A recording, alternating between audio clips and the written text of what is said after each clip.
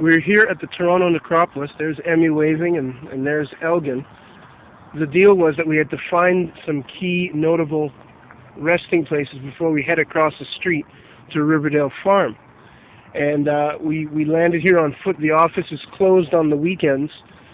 During the week they give out tour guides to bring people to all the notables who are laid to rest here, but they're closed at Sunday, so we had to come in and search this whole place manually by ourselves. We were able to find the resting place of George Brown, and here's the commemorative stone and plaque. Elgin yelled out, "Daddy, I found George Brown," and it's actually that behind this tall thing. We'll go over there in a sec, Emmy. Good.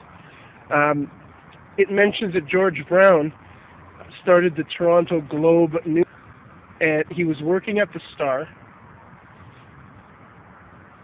He was working at the Star and went on strike, and his strike paper, the Globe, would become the Globe and Mail.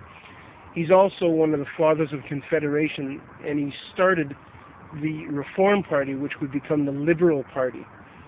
George Brown was very outspoken when it came to equal rights and equality for the runaway slaves from America who were fleeing in antebellum America. So this guy is a key figure and demonstrates the heritage of the Liberal Party as a Toronto thing and as a black thing, so to speak.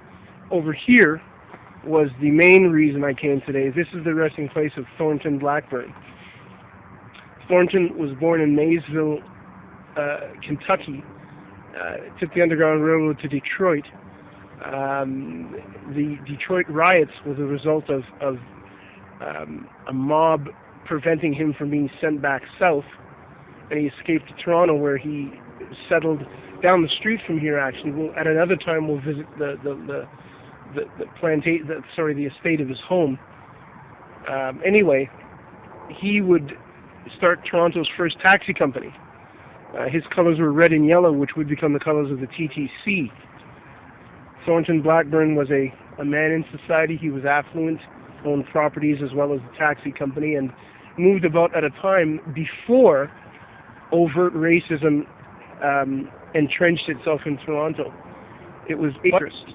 It had actually been established in, I believe, 1797 or some date like that. But when it got tougher in 1850, it led to a lot more traffic on the Underground Railroad, and ultimately the Civil War in 1860. But before these times, that's okay, Elkin.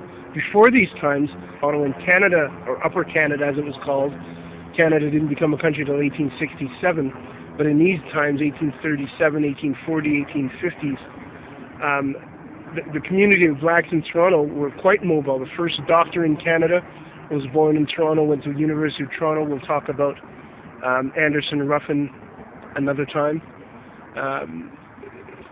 Hubbard, who saved George Brown's life, saved him from drowning from the Don River. Hubbard would go on to become deputy mayor and sit on the board of control for many years, about as close to the mayor office as blacks have ever come. He was deputy mayor and served as acting mayor on several occasions. He is interred somewhere here too. We'll catch up with him later. Anyway, enough's enough. I'm here. I'll do some other work on this at another time when I get here with the guide. Meanwhile, it's time we go over to Riverdale Farm. Thank you, Elgin and Emerald. Good job, guys. Good job.